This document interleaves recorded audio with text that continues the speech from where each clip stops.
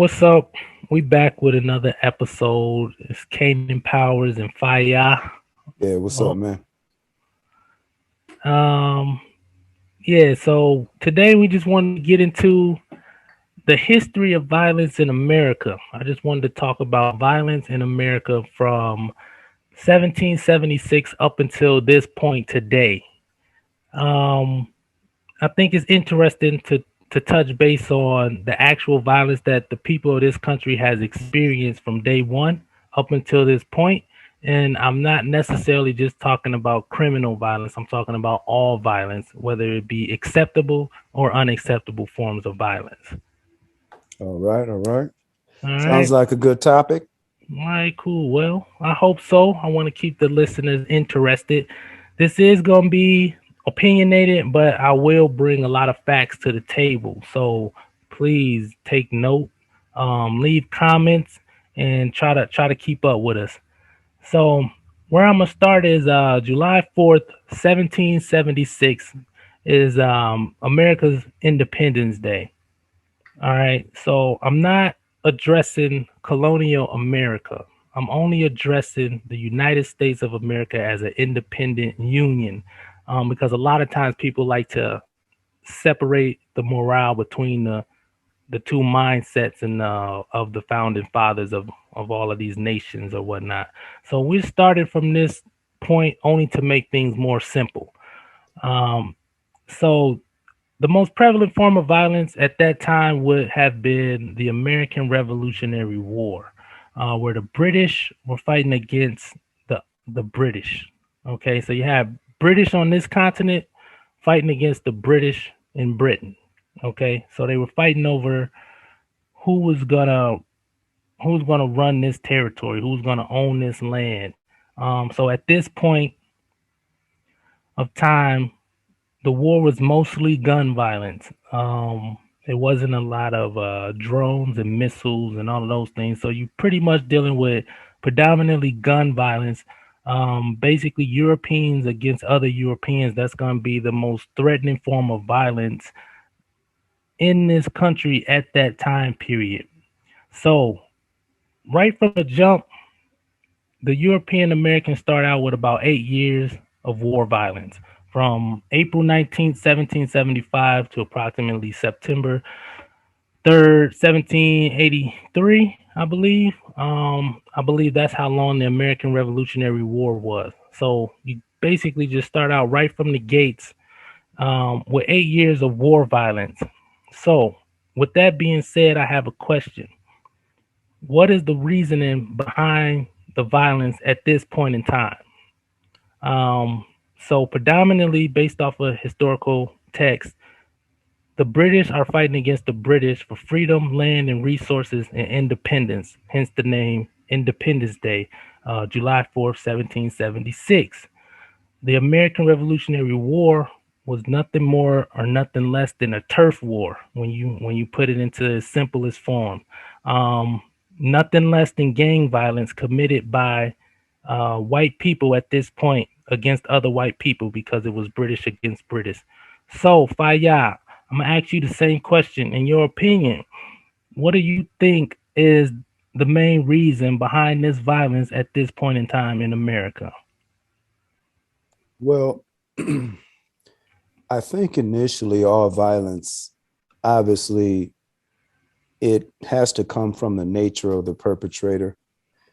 And I think that to the extent that violence comes from the nature of the perpetrator, see, for example, depending on who a person is, they're going to turn to certain methods to resolve conflict.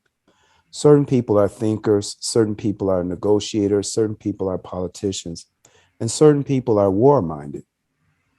And I think that when you have someone that's war minded, it's like having a loaded barrel, a slingshot pulled back with just a lot of tension. And ultimately, what happens is when any sort of dispute or conflict arises, it's in the nature of the person to resolve the conflict through violence and not necessarily diplomacy. Hmm. So in this particular instance, we were dealing with the British who had a long history of violence and social stratification. They had an egalitarian system with very poor people and very rich people, and a bunch of violence, and the poor people getting taken advantage of.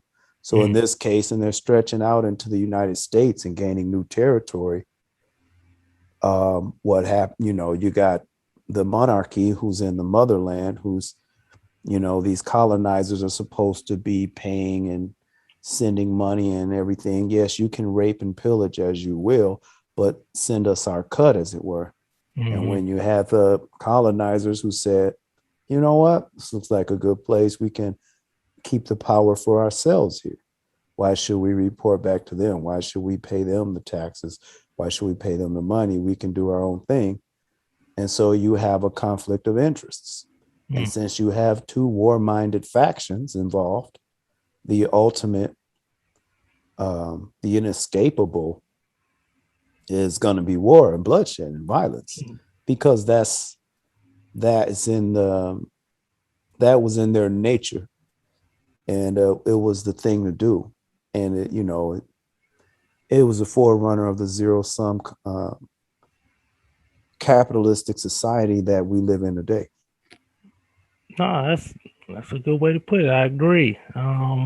They just brought it on with them, so it never really stopped for them. And now you just see they're carrying that energy even to this new land with a fresh start, so to speak. Right.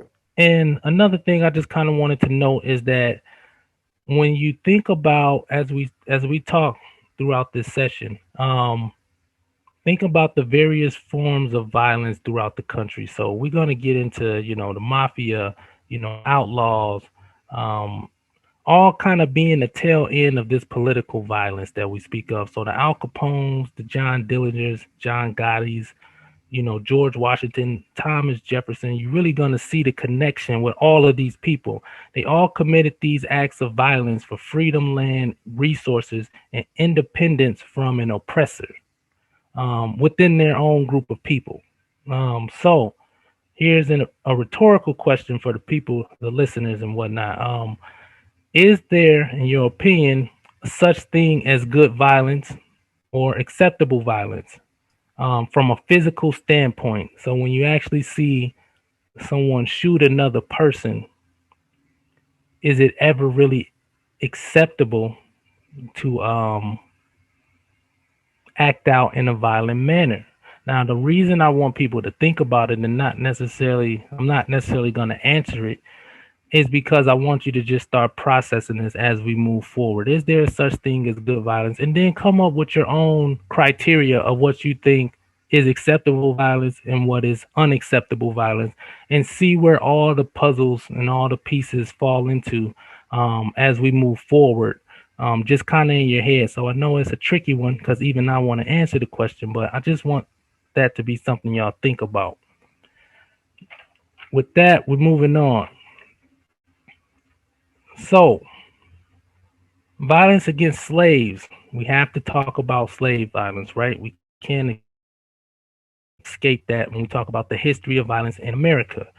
So, from July 4th, 1776 to January 31st, 1865, okay, that's approximately 89 years of predominantly white people inflicting violence against indigenous and foreign black people classified as slaves, okay? So again, you go 8 years of war, and then you have this 89 years of violence against slaves. These violence acts are things such as child abuse, child molestation, rape, aggravated assault, lynching, strangulation, mutilation, and drowning. These are the most common forms of violence that's going to be happening at this time period in America. So that's 89 independent American years, not colonial America, of this socially acceptable, rationalized violence at the hands of white people against black people. Okay, so there's no break. This is just ongoing violence. In the midst of the violence against slaves, maliciously classified as slaves, I should say. You have the War of 1812, which is another turf war. Okay, so the independence that they fought for wasn't quite secure. So they have another war. It's called the War of 1812. You could look that up. Lasted about 2 years and 8 months. And again, it's mainly gun violence between the US against the UK, Canada, and Spain. So all these people are pretty much still fighting over who's going to take control of this land, which is a turf war. That's what we would call it nowadays.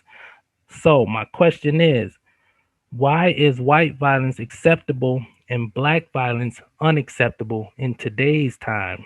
So if black people were to uprise or riot, protest, or whatever, a lot of people are telling them to stop. It's not right. That's not the way you should do things. However, we know that that has always been the American way to get what you want. So my answer to that is I believe it's because white supremacy propaganda and indoctrination causes people to automatically associate black violence with unacceptable. So again, Faya, I'm gonna let you answer that question. Why do you think white violence is generally considered acceptable while black violence is considered unacceptable? Well, I think that that, in my opinion, it's sort of a loaded question.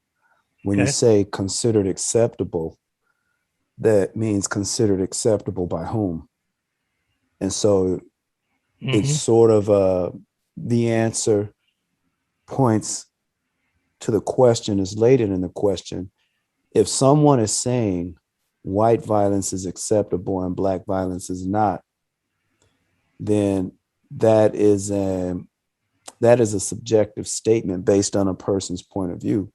So obviously, black people who are getting beat down and want to fight back are not going to say black violence is not acceptable because it's going to be instinctive. But if the person that is stating that is mainstream media, which is dominated by white society, then they will say white violence is acceptable and romanticized. Mm-hmm. While black violence is by and large related to, evil and wickedness. And we see that laden thematically through media and through media sources. And that's where we sort of hear that resounding opinion. But again, that's from the white vocal cords or the Mm-hmm. dominant vocal cords in society, which are white people.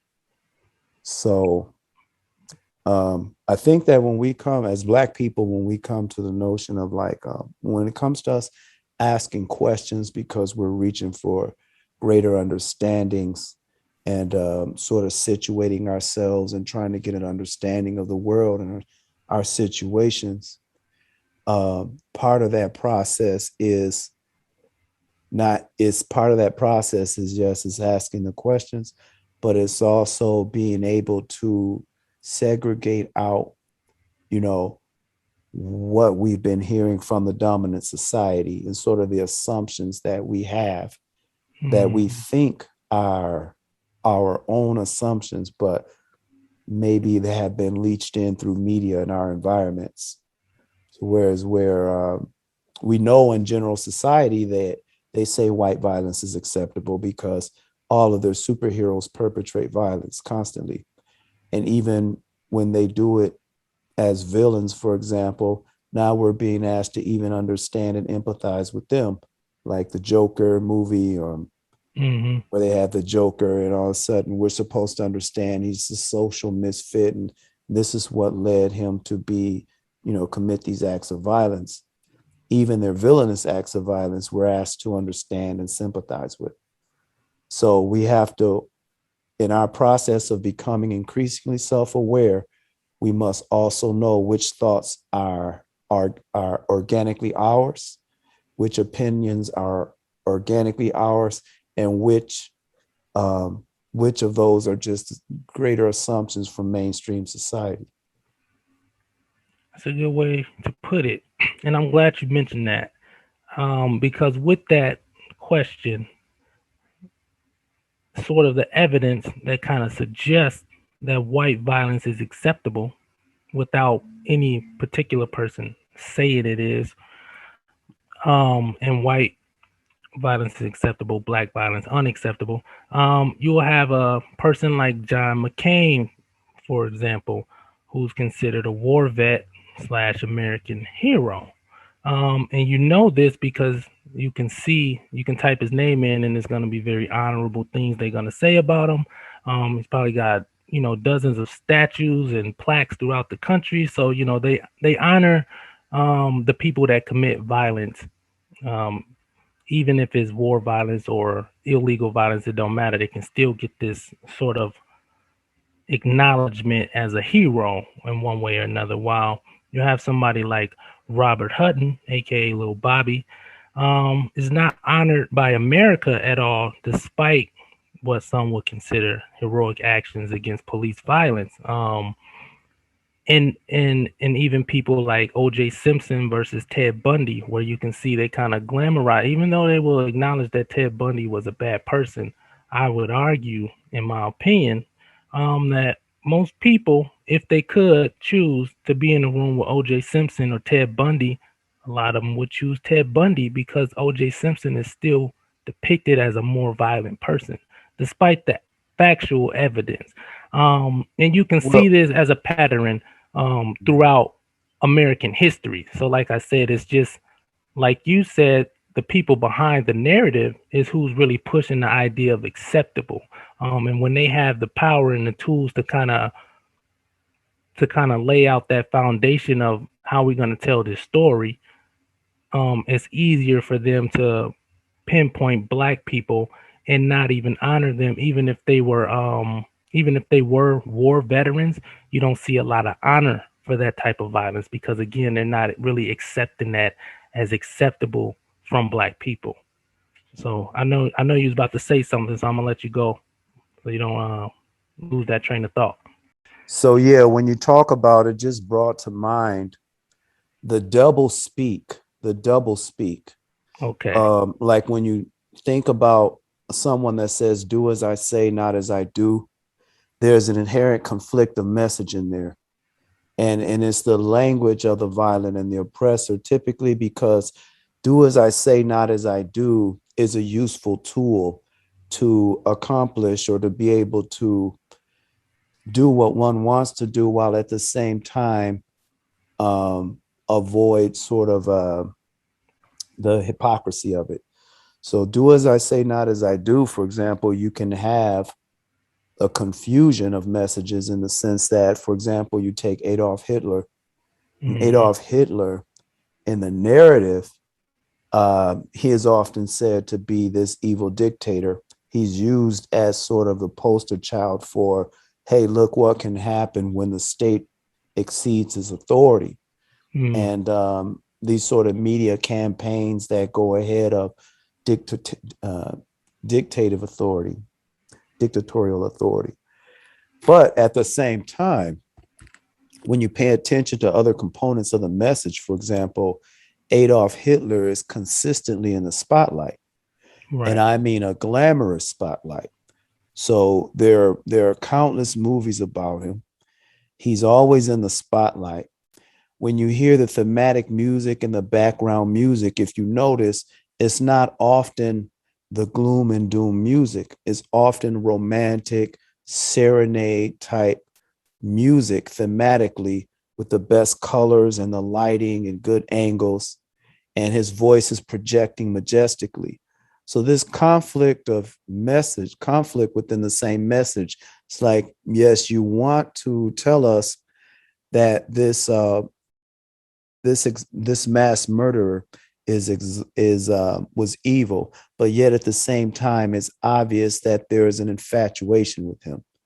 There's an infatuation with him in terms of his method, in terms of his brazenness, in terms of his audacity, masculinity. He's heralded as an apex symbol in terms of conquest and conquering, which is useful because it goes along right with the American saga. It's the story of America, and everybody knows by now, or they should, and if not, shame on them, that the Americans often consulted with the Nazis, with the best Nazi think tanks and the American think tanks. There was a constant and ongoing collaboration there. They shared ideas. The the notion for a concentration camp was a collaboration between the American and Nazi minds, but it was initially designed to contain and deal with the Negro problem. And that concept of the concentration camp was birthed between those two modes of thinking, two violent mindsets. And yeah, when you said that, it made me, it just brought that to mind as an example and a case study of Yeah, that's how great. their most violent can at the same time be somehow have this redeemable quality to them. Hmm. No, that was a perfect example too. It goes right along with kind of the message and point that I'm trying to get out there. I really want people to start thinking about the violence for just violence, and kind of take race out of it as a point of criticism. So when you're criticizing it, just look at the violence for what it is, and that's a perfect case to bring up. So here's my rhetorical question for this segment: when slaves were slaves um, ever declassified as slaves, and was slavery ever technically legal, um, or legal in any sense of the word? My third question, so this is three questions really.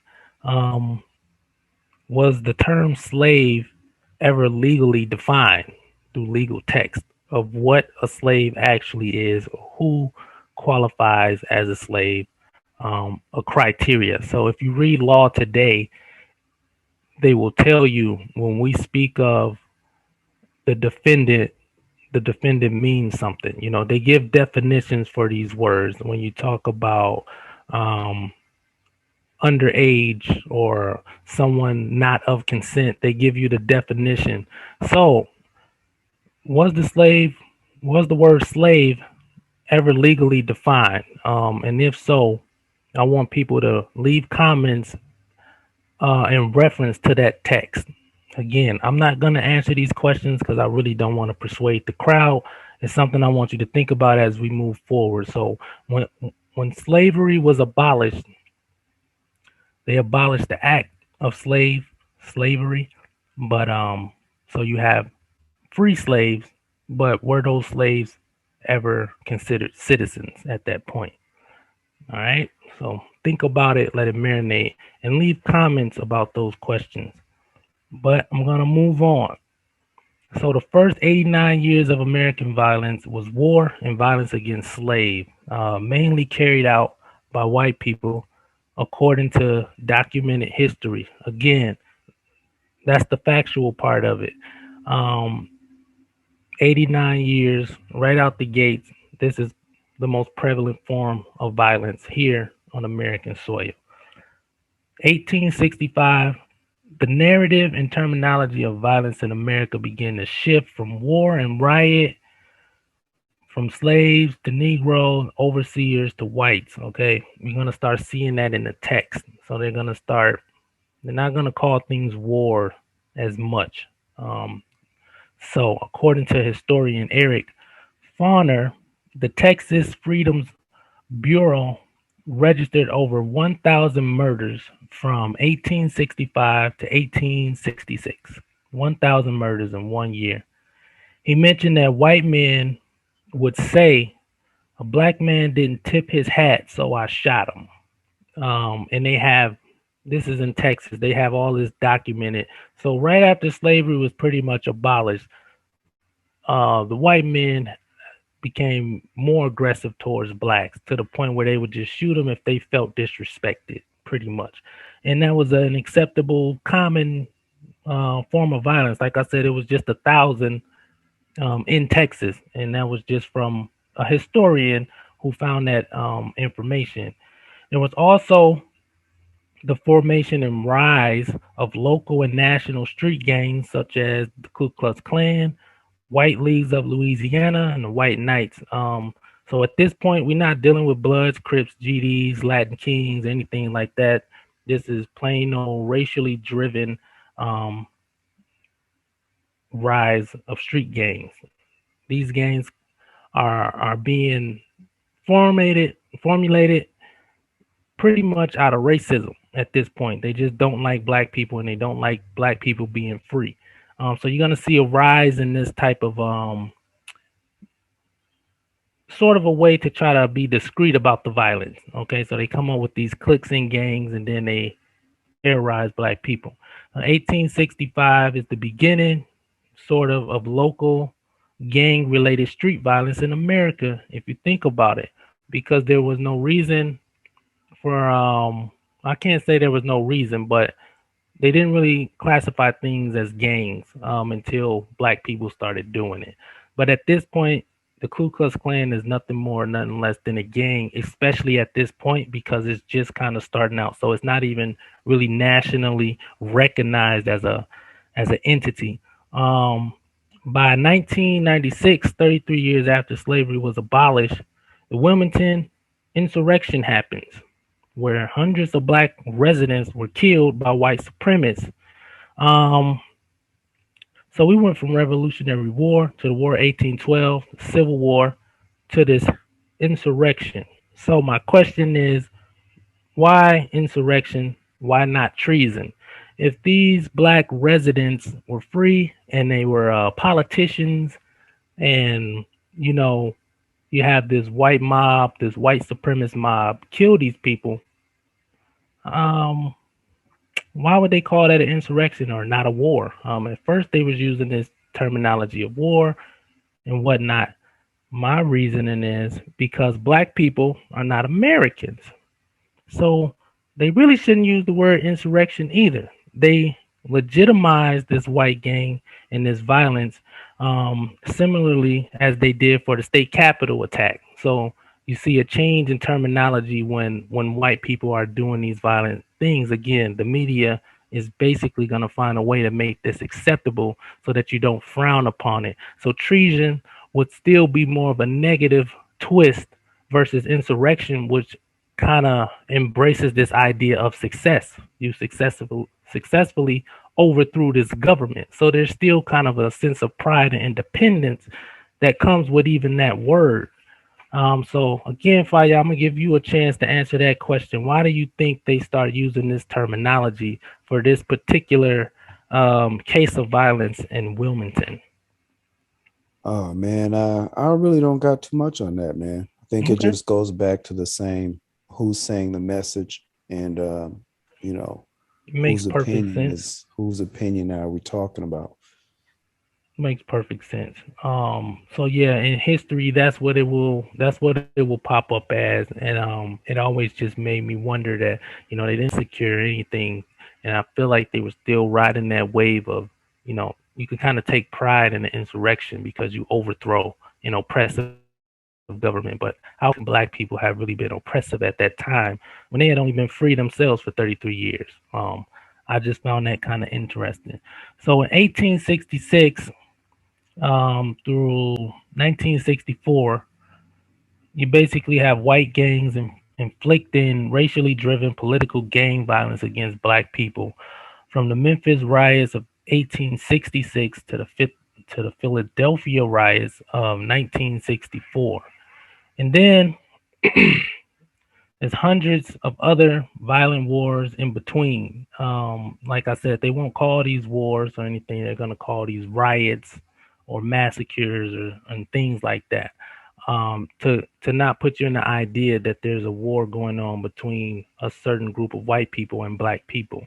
Um, so again, that's about 98 years of racially motivated violence against black people at the hands of white people in America at this time. So from 1776 to 1964, it's safe to say that white people are the most violent group of people in America for approximately 187 consecutive years. The most prevalent forms of violence, from local to national violence, is basically what we just explained in these 50 nifty United States. As they come together, they have not had a break or a time of peace internally yet. So you got 187 consecutive years of violence. It goes from white on white violence to white on black violence throughout the first 187 years. At this point, you don't really have a lot of black violence aside from, Nat Turner rebellions, things of that nature. But you don't see gangs of black people up and down the street shooting at each other or shooting at white people in an aimless or just criminal fashion. So in the midst of all of this, you have a rise in this outlaw mentality. You have the mafia, this ideology, basically just this rise in violence of crime amongst poor white people. The Jesse James, Billy the Kid, the Butch Cassidy's, biker gangs, so on and so on. This era just becomes like a catalyst for gun violence um, outside of wars and revolts and massacres. This is what you're going to see in this country on a day to day. This is day to day violence. These are not isolated incidents that are happening sporadically. This is the most common form of violence in America at this time. So this will kind of open the door for police violence and corruption in America, such as the Great Moonshine Conspiracy and the Rosewood Massacre, where you're going to start seeing these police officers as they become more supposedly more civilized as a nation. Police officers are going to have their hands in a lot of these illegal activities. The 1915 film Birth of a Nation will depict false narratives of violence from black people, but the harsh reality is that what we're explaining right now will be the predominant forms of actual violence in America. So now we get to the 1960s. Well, basically, the narrative will significantly change. Terminology, the course of violence in America, a lot of things is going to change in the 60s. In 1966, we pretty much see the first independent black armed force show of violence against any group in America. And that group is basically the Black Panthers, a self defense organization. Now, the reason I say the first independent black armed force is because we know of, Buffalo Soldiers and people who fought alongside European Americans in the Civil War. But in my opinion, that's not an independent force of black armed militia of any sort in this country. So the Black Panthers will kind of be the first, to my knowledge. If anybody has any information that suggests otherwise, again, please leave comments. I will gladly do my research on that. But I'm moving forward. So you got this group, okay, mainly protesting against police brutality by forming a self-defense group. So you go from slave rebellions to organized self-defense political parties, right? So the Black Panthers form from roughly, let's say, 1831 to 1966. Black violence in America is a direct response against violence inflicted upon them by white people. So even the violence that black people are committing is in response to violence that is being inflicted upon them by these group of people. So we have to think about that as well. It's very insignificant when you think of the grand total and the overall idea and look of violence in this country. Black people's impact is very insignificant at this point, even when you count the Nat Turner rebellions and whatnot.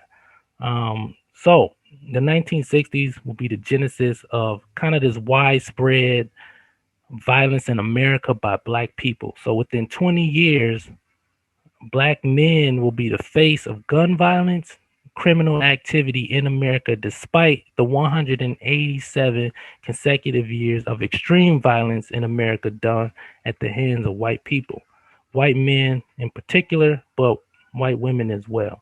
In 1966, the Black Panthers Party was organized, similar to dozens of other Black community organizations established before them, but again, they were not as popular or well known as the Black Panthers at that time. Um, they will use this to shift street violence away from white males such as Al Capone and Bugsy Siegel and biker gangs and whatnot to people such as Huey P. Newton and Fred Hampton. And the reason I say this is because you're going to see them tie these names into names of people such as Larry Hoover and Ramon Santos and whatnot. Um, so in 1967, when Huey P. Newton was accused of killing a police officer, it opened the door to basically a modern day vilification of black male violence, regardless of the reasoning. So you see this black leader pretty much go to jail for a crime that he necessarily was not proven guilty of committing. Here's where America will make black organizations synonymous with gangs. Okay, so you will have the Black Panther parties and you have these positive groups of gang members or organizers being associated with gang activity, even if they did not commit any gang activity. So, from local and federal law enforcement standpoint, they pretty much are given the order and authorization to sabotage civil rights organizations.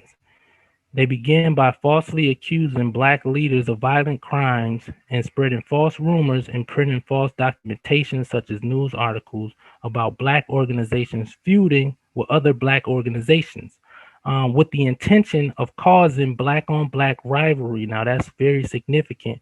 You can look up the term COINTELPRO, Counterintelligence Programs by J. Edgar Hoover. This is a historical and legal document, evidence-based, that pretty much puts a spotlight on these type of conspiracies where the police and federal law enforcement agents was given the okay to sabotage black organizations and initiate rivalries amongst those black groups by using slanderous and falsified documents and narratives to put these groups against each other.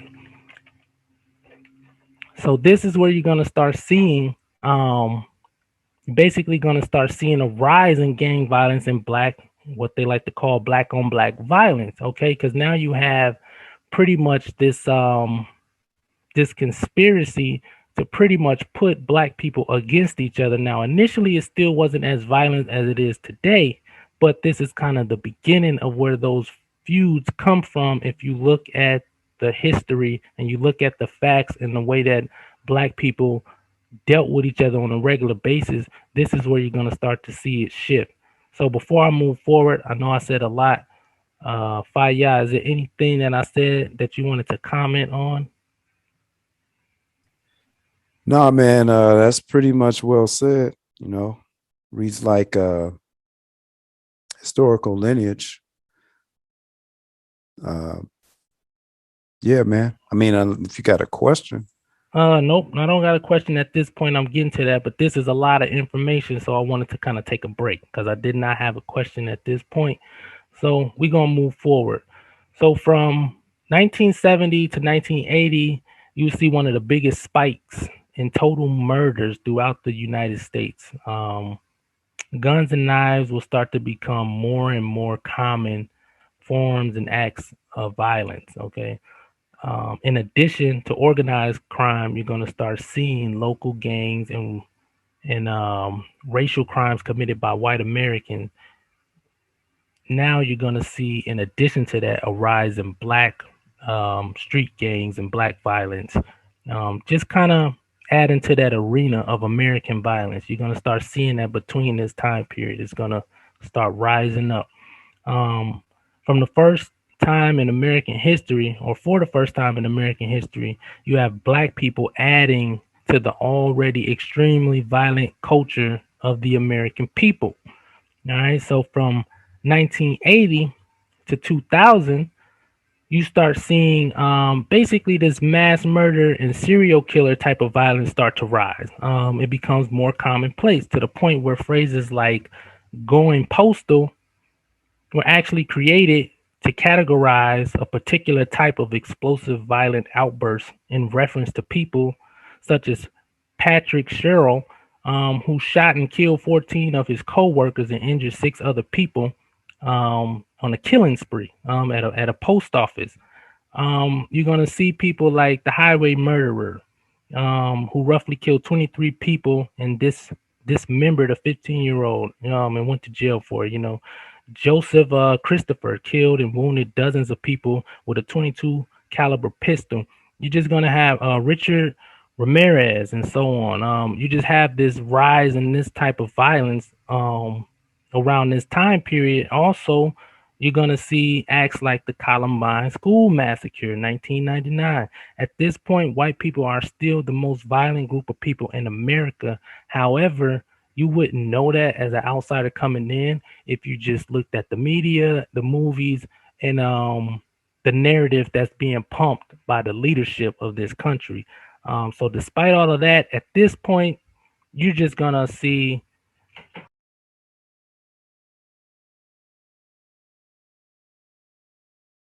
Sorry about that. At this point, you're just gonna see in the news articles who's getting shot in Chicago in the black community. You're gonna see about the crap epidemic. You're going to see these things in the news as it relates to violence, and this war on drugs and all of these things. This is the stuff that's going to be in your face, despite the actual facts that the predominant violence and the most common forms of violence that's happening in this country is not being carried out by street thugs. So, my question: why do Americans blame violence on everything except for themselves? It's always the guns' fault.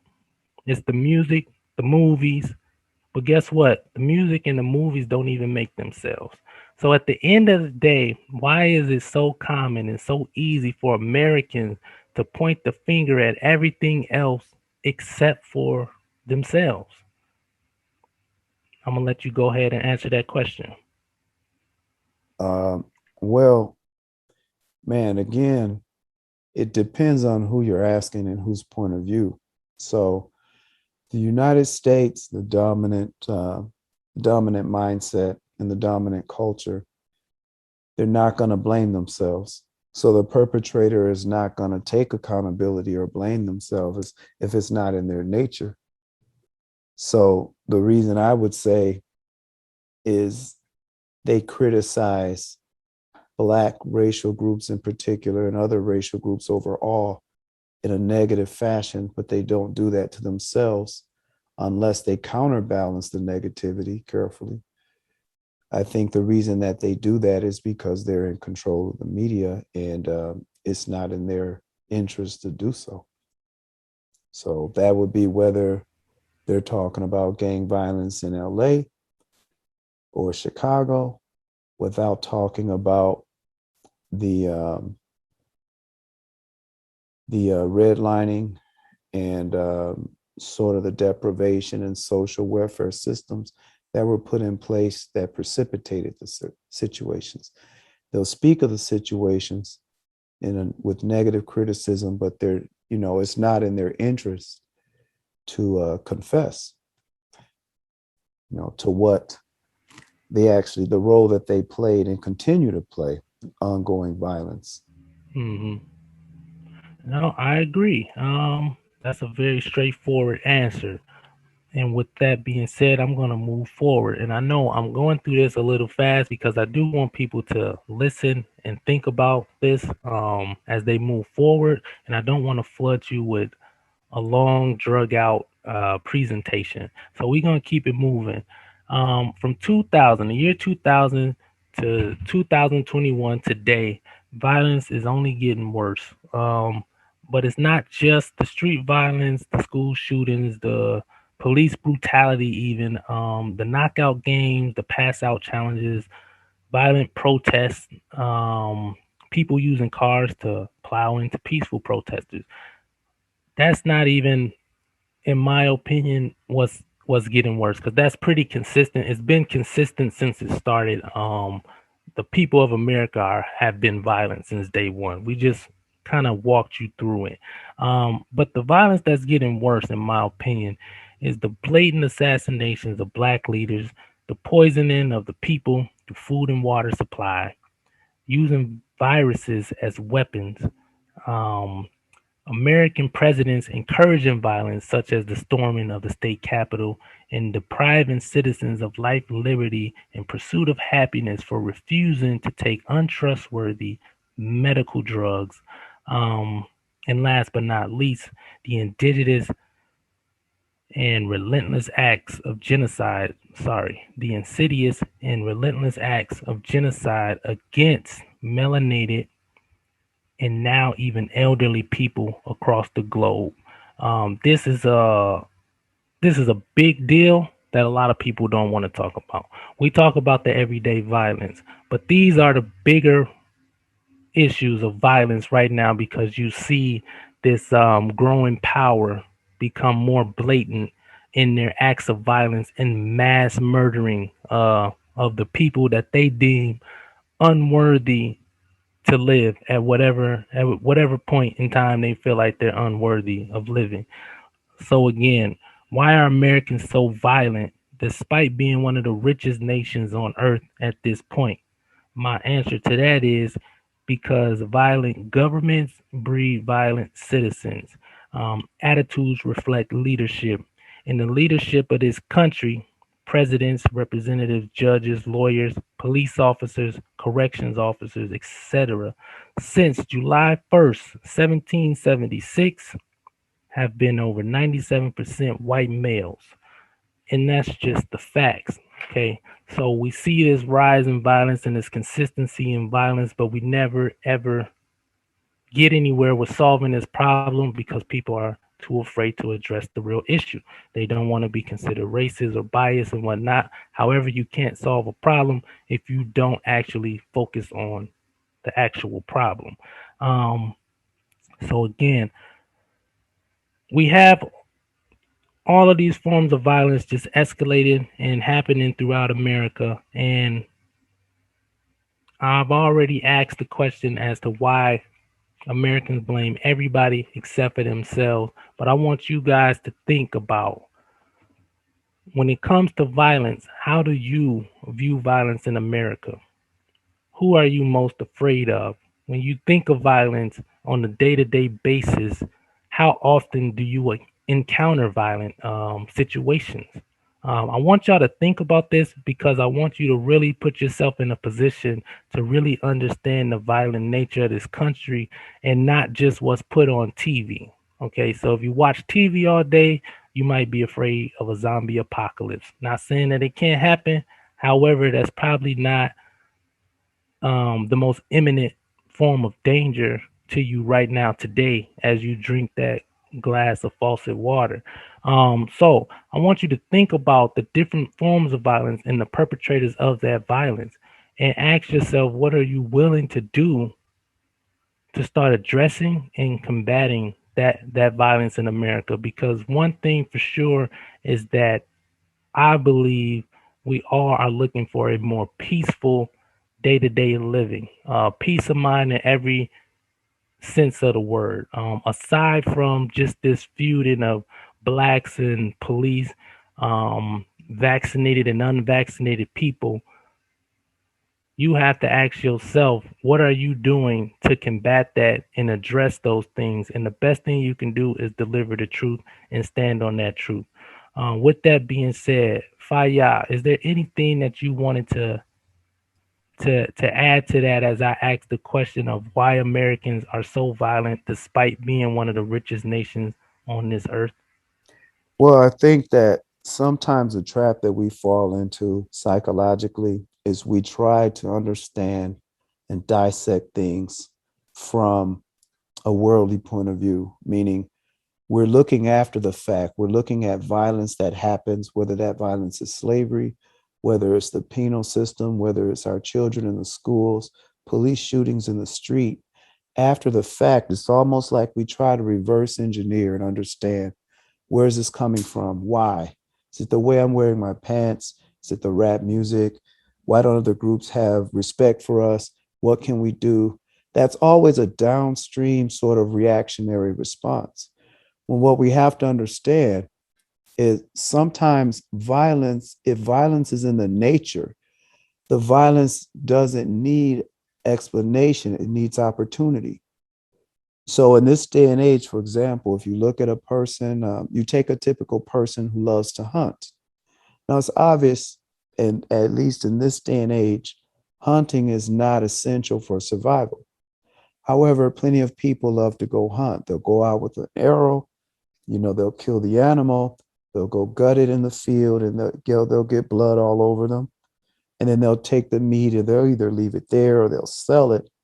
But part of their vacation and happiness experience, it's in the violence. So the hunting is an opportunity to satisfy a hunter's urge. Mm-hmm. So when you transfer that sort of mentality to different people and situations in society, it's not situational. It's preloaded, like the same way an arrow is drawn back and there's a lot of tension.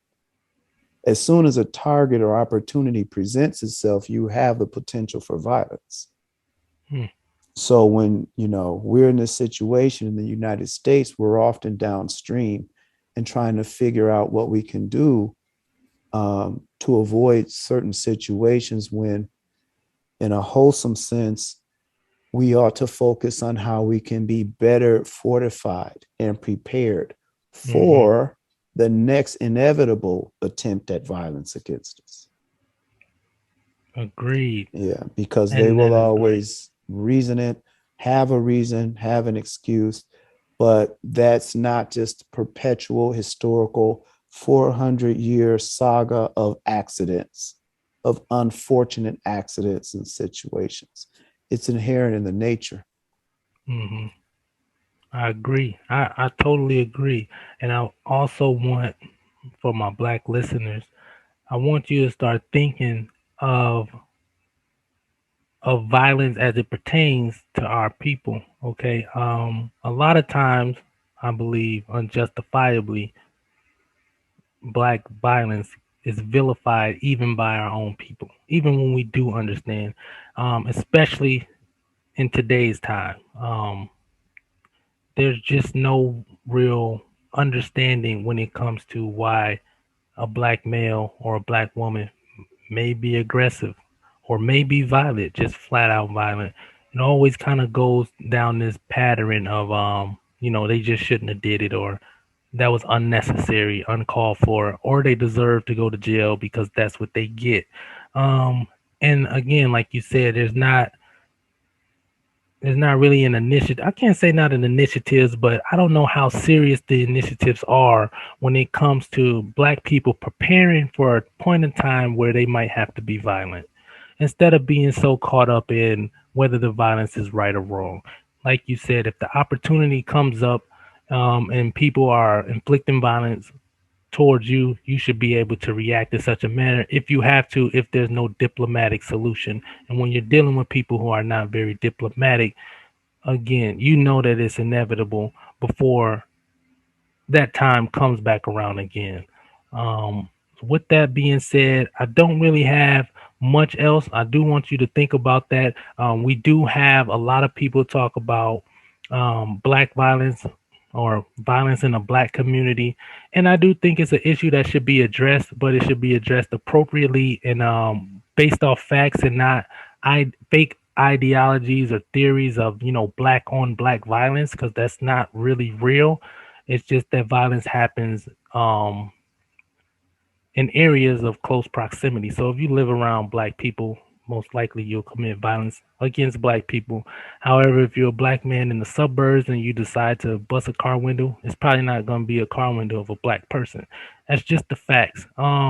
However, we do have to get into a better space of learning to police ourselves, organize community watch programs and things, and do things to make our situations as safe as possible. We cannot continue to just let it go on the grounds of we don't know what to do about it, or we can't do this, or we shouldn't do that, or that's not right, or blah blah blah. The last thing you want to do is live in a neighborhood that is unsafe, and to build better communities or any of those things, you have to have safe communities. You have to have people that you can trust and people that you can rely on. And I think that as we move on to the solutions part of this segment, I want you to ask, what can you do for yourself to not get engulfed in this American violent disease? Because we just went through the history of it. It's been violent since day one, and we don't want to lose more people to that violence in any way, shape, or form. So I want you to ask yourself what you can do to combat that, even if it's just speaking out against it. Faya, do you have any solutions just for, the black community? And I do appreciate all of my listeners. Please believe me. But I do want to address this issue. Is there anything Yeah, that you can think of? Go ahead. yeah, man. Like I said, when you approach problems, a comprehensive approach is the best way. And logic always has to lead in problem resolution. I think one of the issues we have in the black community is we tend to process at least concurrently. We process at the same time with an emotional view as we do with a logical view. And that's a problem. Oftentimes we process emotionally first and then logically. That's also a problem. So when we look at things that are happening to our community, a logical, comprehensive approach would say you always backtrack and look at the root of the problem, and then you consider all factors according to their value. So if you have a mathematical equation in front of you, you consider all of the numbers in the line there, and you appreciate each factor for the value that it contributes. And so that when you come up with an answer, it's going to be logical.